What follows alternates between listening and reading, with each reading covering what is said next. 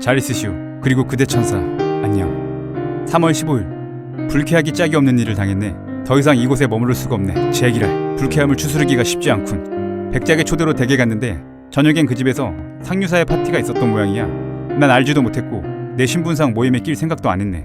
아무튼 나는 백작과 식사를 한 후 대화를 나누고 있는데 근엄한 척하는 사람들이 들어오더군. 난 그런 족속들이 역겨워 백작이 그들과 대화를 마치면 인사를 하고 빠져나오려고 기다렸지만 바로 빠져나올 수가 없어 우물쭈물하고 있었지.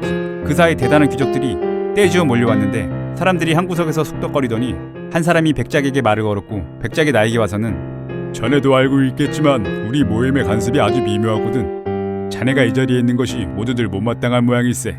나야 아무렇지 않지만. 나는 대단히 죄송합니다. 미련스럽게 어물거리다 이렇게 됐습니다 하고 그곳을 빠져나와 해가 진 뒤 식사를 하러 레스토랑에 갔지.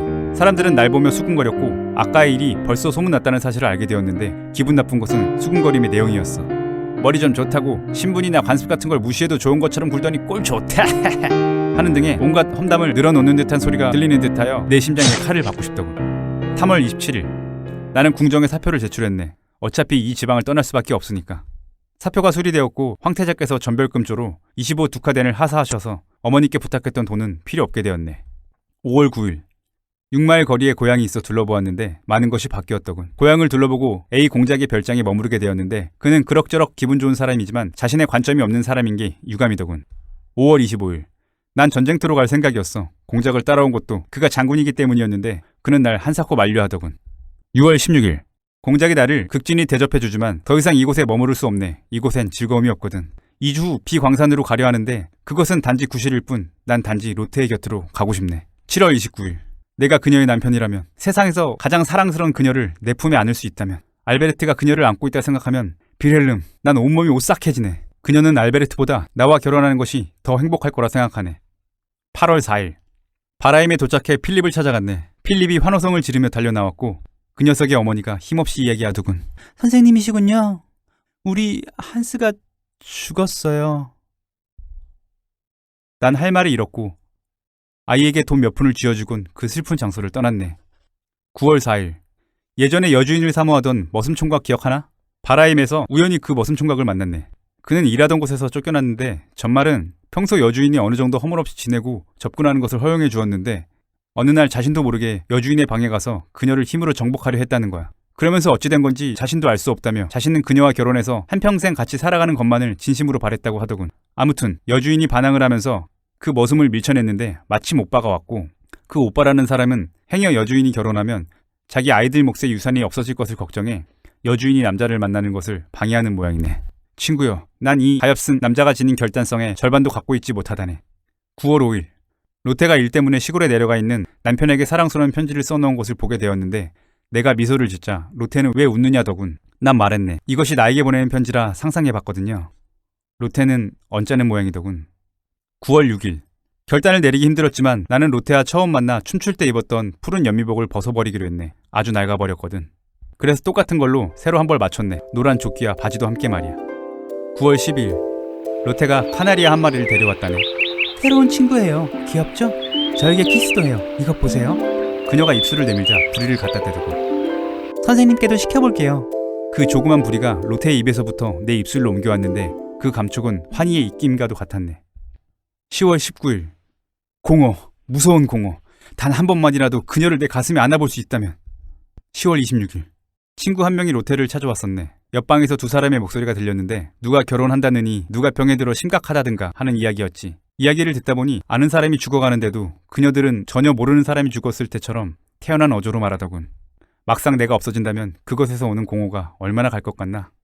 11월 3일 정말이지 다시는 깨어나지 않게 되기를 바라면서 잠자리에 들지만 다시 아침 햇살을 보면 비참한 심정으로 낙심한다네.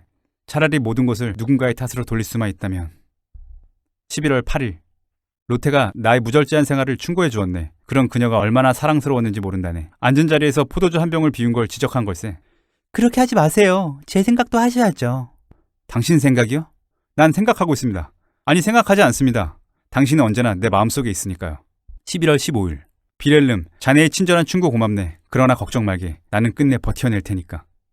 11월 21일 어제 내가 돌아오려 할 때 그녀는 나에게 손을 내밀며 이렇게 말했네. 안녕히 가세요. 사랑하는 베르테르 씨. 사랑하는 베르테르? 그녀가 그렇게 부른 건 처음일세. 난 그 말을 수백 번도 더 되뇌었지. 11월 22일. 그녀는 내가 얼마나 괴로워하는지 알고 있네. 오늘따라 그녀의 눈매가 내 가슴속 밑바닥까지 꿰뚫어보고 있더군. 그 눈초리에는 깊은 동정과 괴로움에 대한 절실한 공감이 깃들어 있었네. 11월 26일. 나는 때때로 나에게 말한다네. 너의 운명은 비참하기 이를 데 없다. 그러므로 다른 사람이 아무리 불행하다 하더라도 너보다는 행복하다고 할 수 있다. 너만큼 괴로운 사람은 일찍이 없었다. 11월 30일. 강기슭을 산책하다 뭔가를 뒤적거리는 사내를 만났네. 내가 뭐하냐고 묻자 꽃을 찾는다고 대답하더군. 말을 주고받을수록 비정상적인 느낌이 들어서 슬쩍 돌려 물었네. 꽃을 따서 뭘 하시려 그러죠?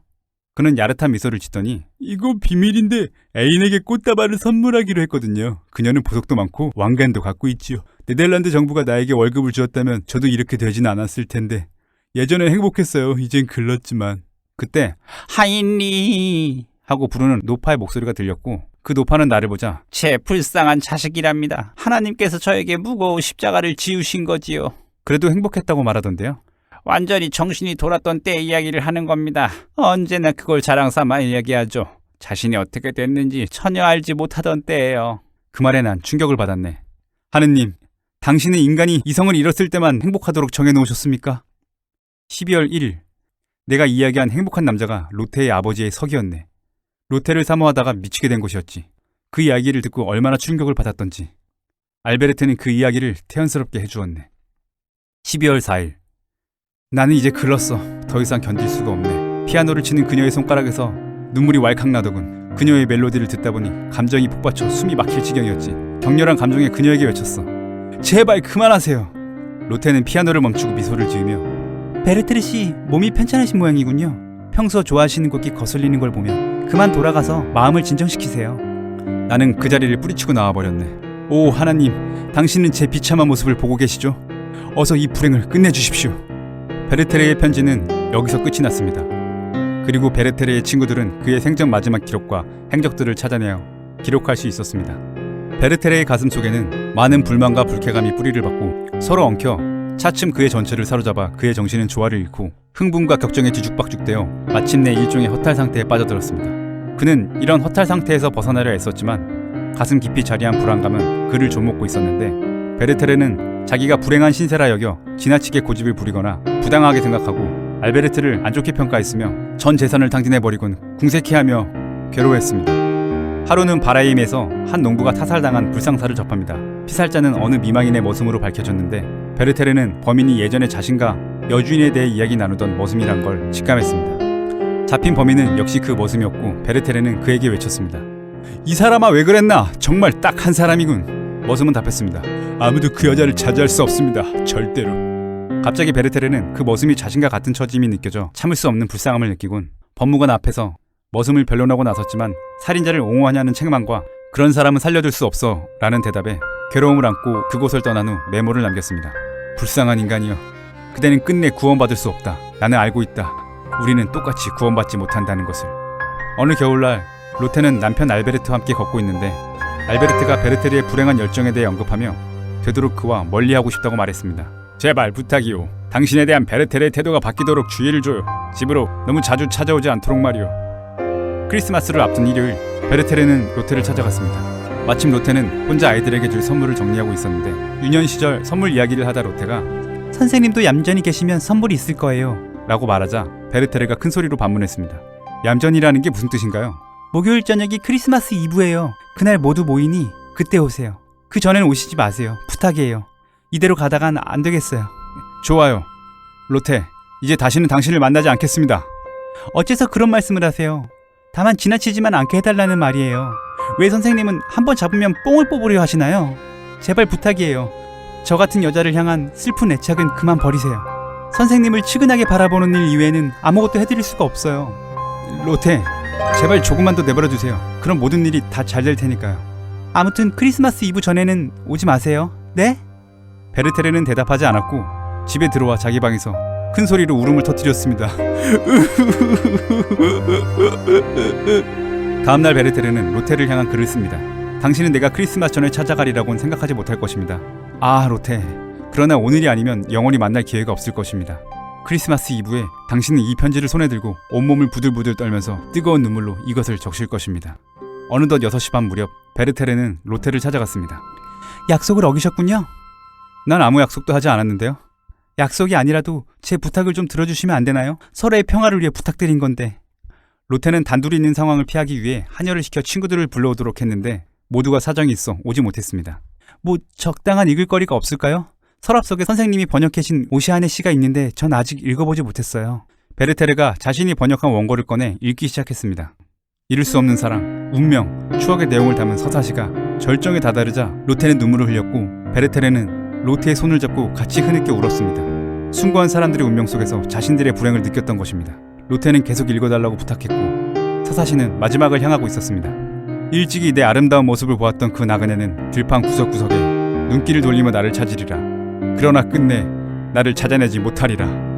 이 구절이 베르테르를 짓눌렀고 그는 절망의 로테 앞에 꿇어앉았습니다.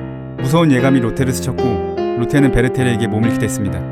베르테르는 두 팔로 그녀의 허리를 껴안으며 그녀의 입술에 뜨거운 키스를 퍼부었습니다. 로테는 몸을 돌리며 베르테르 씨! 하고 숨가쁜 소리로 외쳤습니다. 베르테르 씨!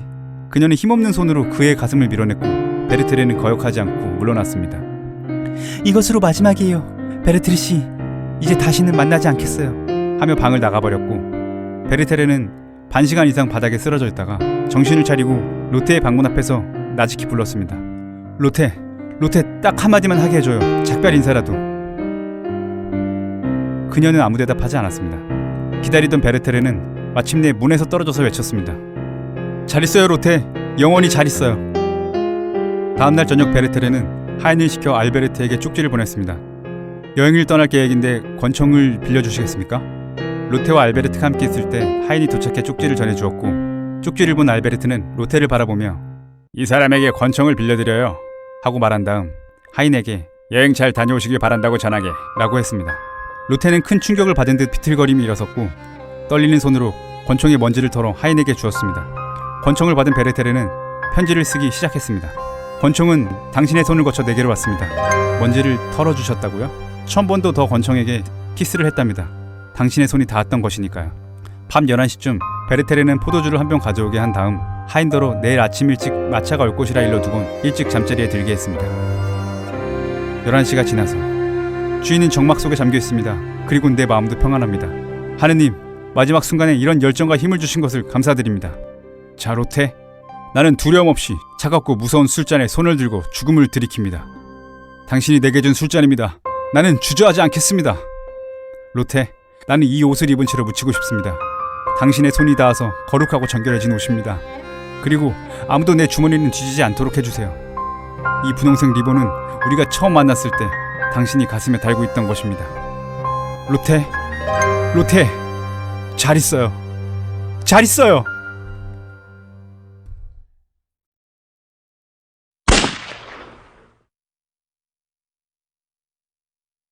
다음날 새벽 하인은 피투성이가 되어 쓰러져 있는 베르테르와 권총을 발견하였고 서둘러 의사를 부르러 달려나갔으며 알베르트에게도 달려갔습니다. 초인종 소리를 들은 로테는 온몸이 떨렸고 하인에게 내용을 전해 듣자 그대로 쓰러져 버렸습니다. 의사가 왔으나 베르테르는 이미 손을 쓸 수 없는 상태였는데 장화를 신고 있었으며 푸른 연미복에 노란 조끼를 입은 단정한 차림이었습니다. 낮 12시에 베르테르는 숨을 거두었으며 로테 아버지의 지휘에 따라 베르테르 자신이 지정한 장소에 매장되었고 성직자는 한 사람도 동행하지 않았습니다.